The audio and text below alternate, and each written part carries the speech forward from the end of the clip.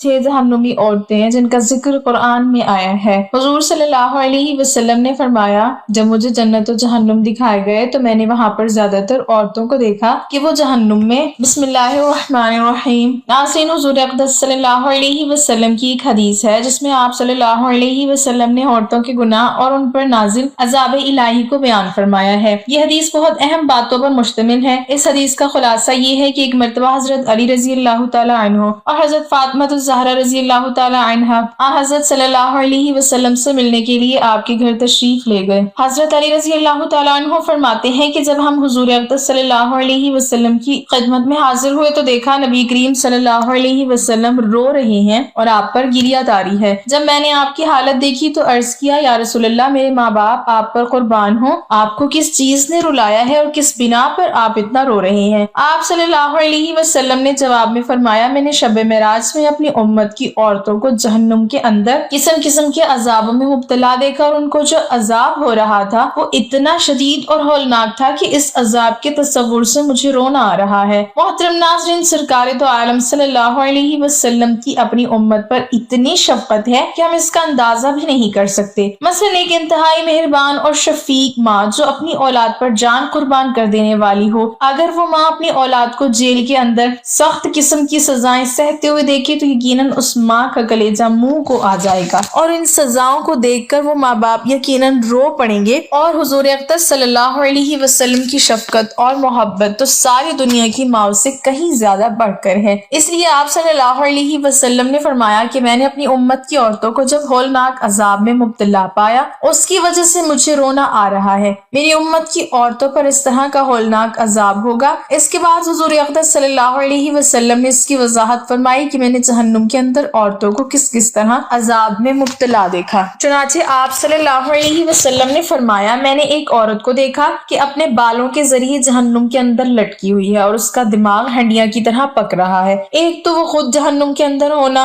बजाते खुद कितना हौलनाक अजाब है। अल्लाह ताला हम सबको अपनी पनाह में रखे, आमीन। और फिर बालों के बल लटकाना ये इंतहाई तकलीफ दे सजा है और फिर दिमाग का पकना ये तीसरी सजा है। फिर फरमाया, मैंने दूसरी औरत को जहन्नुम में इस तरह देखा कि वो जबान के बल लटकी हुई है। नाज़रीन, आप अंदाजा करें, किसी की जबान खींचकर और निकाल कर उसके जरिए उसके पूरे जिस्म को लटकाया जाए तो उसमें कितनी सख्त तकलीफ है। अगर सिर्फ एक हाथ के जरिए भी किसी को लटका दिया जाए तो वही उसके लिए मौत से बदतर है। जबान तो बहुत नाजुक चीज है। हुजूर अक़दस सल्लल्लाहु अलैहि वसल्लम ने आगे फरमाया, तीसरी औरत को मैंने देखा कि वो छातियों के बल जहन्नुम में लटकी हुई है। चौथी औरत को मैंने इस तरह देखा कि उसके दोनों पैर सीने से बंधे हुए हैं और उसके दोनों हाथ पेशानी पर बंधे हुए हैं। पांचवी औरत को मैंने इस हालत में देखा कि उसका चेहरा खंजीर की तरह है और बाकी जिस्म गधे की तरह है, मगर हकीकत में वो औरत है और सांप बिच्छू उसको लिपटे हुए। छठी औरत को मैंने इस हालत में देखा कि वो कुत्ते की शक्ल में, उसके मुंह के रास्ते से जहन्नुम की आग दाखिल हो रही है और पखाने के रास्ते से आग निकल रही है और अजाब देने वाले फरिश्ते जहन्नुम के गुर्ज से उसको मार रहे हैं। इस तरह 6 औरतों को होने वाले अजाब की तफसील हुजूर अक़दस सल्लल्लाहु अलैहि वसल्लम ने बयान फरमाई। इसके बाद हज़रत फातिमा ज़हरा रज़ी अल्लाह तआला अन्हा ने अर्ज किया कि अब्बा जान, इन औरतों पर ये अजाब उनके कौन से अमाल की वजह से हो रहा था? उनके कौन से ऐसे अमाल थे जिनकी वजह से आप सल्लल्लाहु अलैहि वसल्लम ने उनको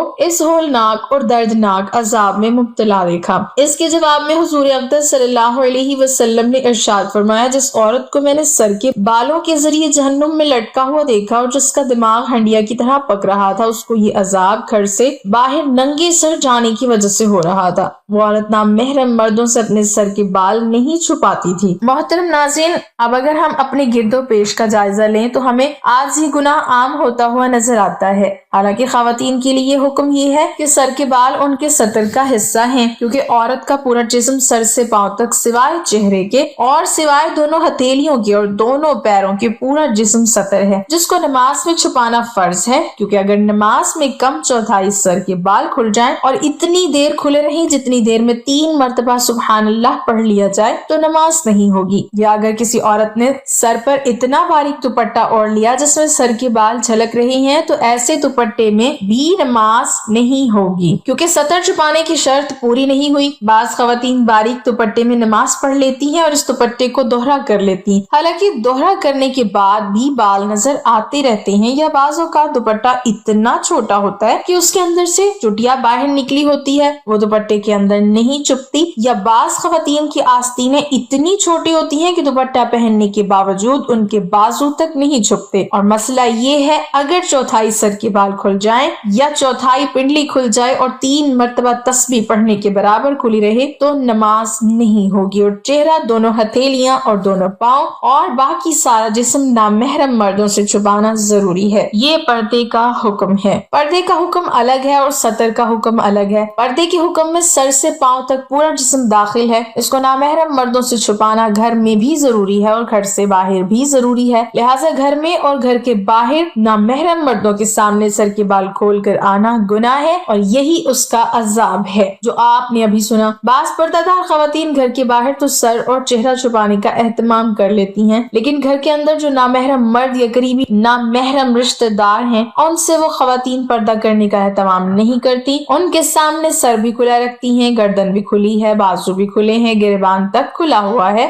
और बास खवातीन साड़ी इस अंदाज से पहनती हैं कि पेट भी उसमें से नजर आता है। मसलन देवर या जेठ या तायाजाद भाई, फुप्पीजाद भाई, मामूजाद और खालाजाद भाई घर में आते रहते हैं, लेकिन उनसे पर्दा करने का कोई एहतमाम नहीं है। उनके सामने सर, सीना, हाथ और बाजू सब खुले हुए हैं, जबकि शरीयत में इन सब से पर्दा करने का हुक्म है और उनके सामने सर खोलने की इजाजत नहीं है। हाँ, इतनी गुंजाइश है कि जो नामहरम घर के अंदर रहते हैं, जिनसे हर वक्त मुकम्मल पर्दा करना मुश्किल है, मसलन देवर या जेठ घर के अंदर साथ रहते हैं, अब हर वक्त उनकी आमदोरफ्त रहती है और वो अक्सर घर पर कामकाज भी करते हैं, उनके बारे में ये हुक्म है कि उनके सामने भाभी को चाहिए कि कोई बड़ा और मोटा दुपट्टा इस तरह ओढ़े कि उसमें पेशानी से ऊपर के और सर के सारे बाल छुप जाएं और दुपट्टा इस तरह बांधे जिस तरह नमाज में बांधा जाता है और इसमें दोनों बाजू भी छुप जाएं और वो अपनी पिंडली भी शलवार वगैरह से छुपाए। पिंडली का जिक्र इसलिए किया कि आजकल उन्हें खुला रखने का रिवाज चल रहा है जो सरासर नाजायज है। सिर्फ चेहरा और दोनों हथेलियां, दोनों पैर खुले रहें। इस हालत में उनके सामने आना जाना रखें और घर का काम अंजाम दें तो इसकी गुंजाइश है और इसमें भी बेहतरी है कि चेहरे पर घूंघट डालकर उनके सामने आए जाएं और जरूरत के वक्त इसी घूंघट में उनसे बात भी कर सकती हैं और जवाब भी दे सकती हैं। शरीफ और हयादार औरत के लिए चेहरे पर घूंघट डालकर कामकाज करना कोई मुश्किल काम नहीं, बशर्त ये कि आखिरत की फिक्र हो, खौफ खुदा हो और अल्लाह के अजाब से डर लगता हो। लेकिन सर खुला रखना या सर के ऊपर इतना बारीक दुपट्टा ओढ़कर कि उसमें से सर के बाल नजर आ रहे हैं या बराए नाम दुपट्टा गले में डाल रखा है, सर पर नहीं रखा, बाजू भी खुले हुए हैं, कोहनियां भी खुली हुई हैं, कलाइयां भी खुली हुई हैं और इन कलाइयों में जेवर भी पहना हुआ है और आजकल तो पिंडलियां खोलने का मनहूस रिवाज भी चल पड़ा है। लिहाजा घर के जो नामहरम मर्द हैं उनके सामने भी नाज़ा को खोलना जायज नहीं और घर से बाहर खोलना तो किसी हाल में जायज है ही नहीं। लेकिन आज मुसलमान खवातीन का जो हाल घर के अंदर है उससे ज्यादा बुरा हाल घर के बाहर है। बाहर निकलते वक्त बुर्के और पर्दे का कोई काम नहीं और जो कपड़े पहने हुए हैं वो भी इतने बारीक हैं या इतने चुस्त हैं कि जिस्म का हर हिस्सा नुमाया हो रहा है। लिहाजा खवातीन ये बात सुन ले, ना महरम मर्दों के सामने नंगे सर आने का अजाब सरकार दो आलम सल्लल्लाहु अलैहि वसल्लम ये बयान फरमा रहे हैं कि मैंने अपनी आंखों से उनको जहन्नुम के अंदर सर के बल लटके हुए देखा और उनका दिमाग हांडी की तरह पक रहा था। अल्लाह की पनाह।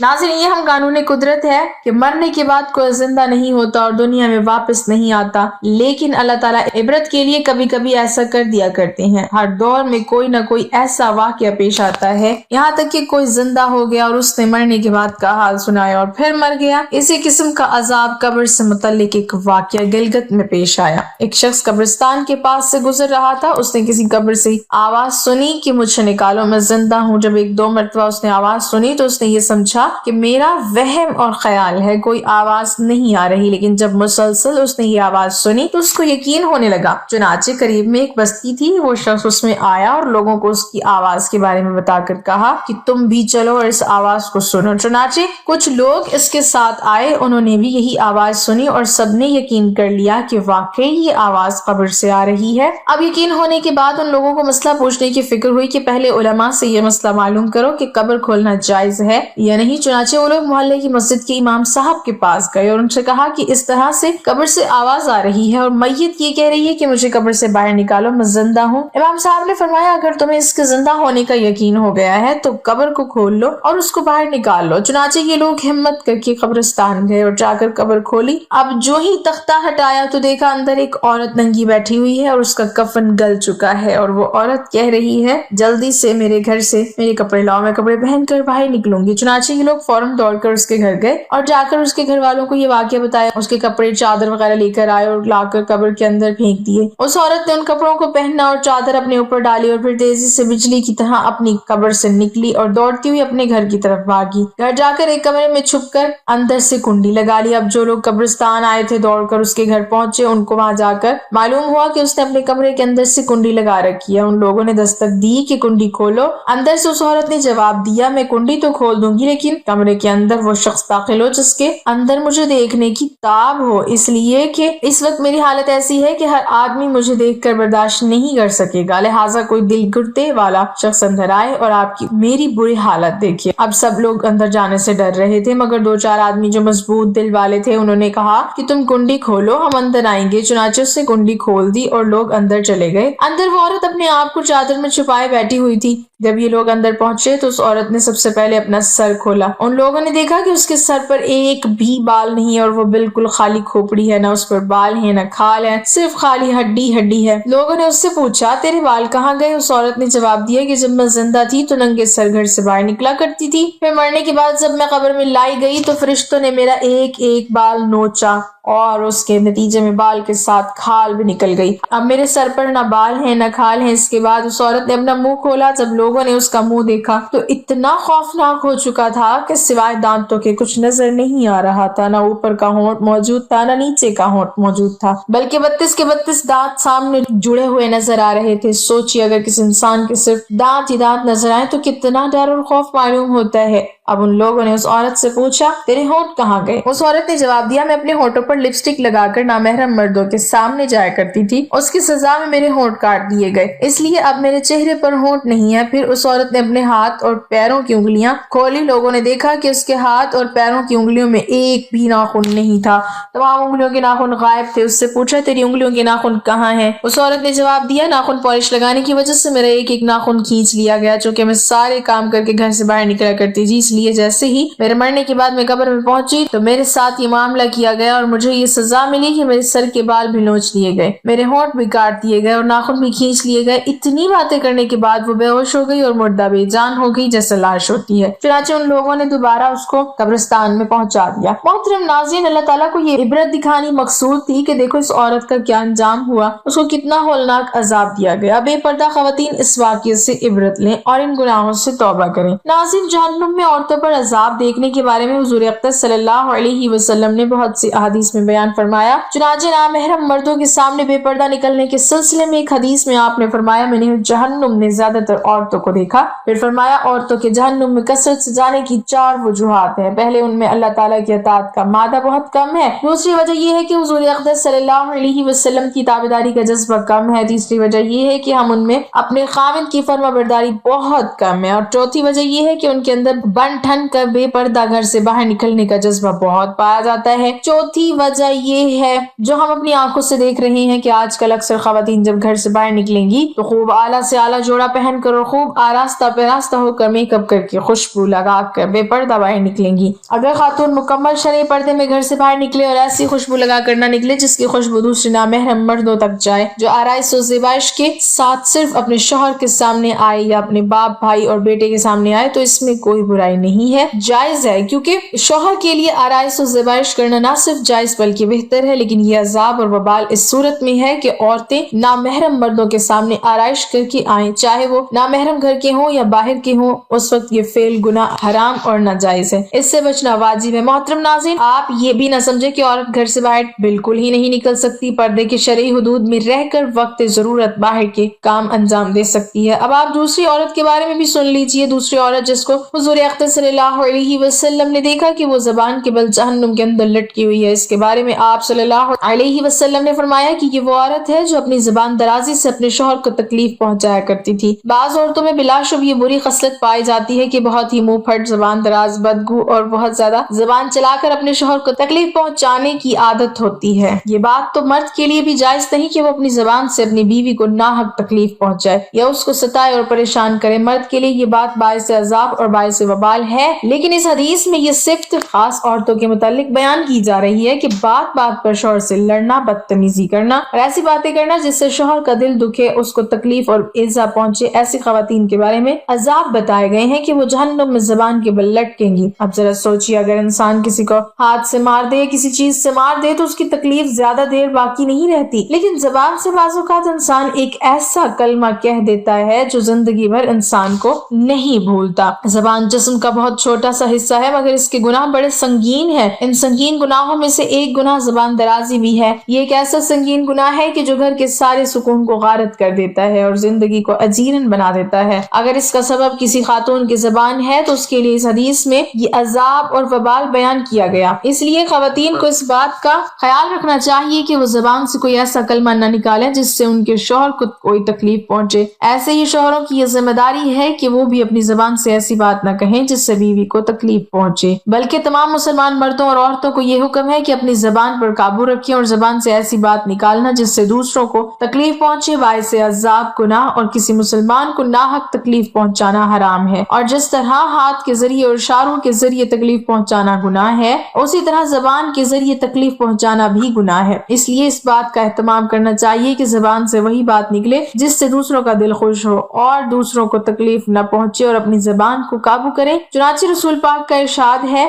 جو شخص اللہ پر اور آخرت کے دن پر ایمان رکھتا ہو اس کو چاہیے یا تو وہ اچھی اور نیک بات کہے یا خاموش رہے۔ اس پر مجھے ایک واقعہ یاد آیا، حضرت اسماعیل علیہ السلام اور آپ کی بیوی کا۔ یہ واقعہ اس وقت کا جب حضرت اسماعیل علیہ السلام کے والد حضرت ابراہیم علیہ السلام شام کے اندر تھے اور یہ بیٹے مکہ میں تھے۔ حضرت ابراہیم علیہ السلام ایک مرتبہ اپنے بیٹے سے ملنے مکہ مکرمہ تشریف لائے۔ گھر پہنچے تو گھر پر حضرت اسماعیل نہ ملے۔ بہو سے پوچھا کہ کہاں ہے؟ جواب ملا کہ کھانے پینے کی تلاش میں شکار کو گئے ہیں۔ آپ نے پوچھا کیا حال ہے، کیسی گزر رہی ہے؟ بہو نے کہا بڑی مصیبت میں ہے۔ حضرت ابراہیم علیہ السلام نے کہا جب تمہارے شوہر آئے تو ان سے میرا سلام کہنا اور کہنا کہ اپنے گھر کے دروازے کی چوکھٹ بدل دیں۔ چنانچہ حضرت اسماعیل علیہ السلام جب گھر آئے تو سب حال معلوم ہوا۔ آپ نے فرمایا کہ وہ میرے والد تھے اور چوکھٹ تو ہے، وہ یہ کہہ گئے ہیں کہ تجھ کو چھوڑ دوں۔ چنانچہ اس کو طلاق دے کر دوسرا نکاح کیا۔ حضرت ابراہیم علیہ السلام دوبارہ اپنے بیٹے حضرت اسماعیل علیہ السلام سے ملنے آئے۔ اتفاق سے اس بار بھی گھر پر ملاقات نہ ہوئی، دوسری بیوی گھر پر تھی۔ اس نے خاطر تواضع کی، حضرت ابراہیم علیہ السلام نے ان سے بھی حال پوچھا۔ اس بہو نے کہا کہ خدا کا شکر ہے ہم بہت آرام میں ہیں۔ آپ نے ان کے لیے دعا کی اور فرمایا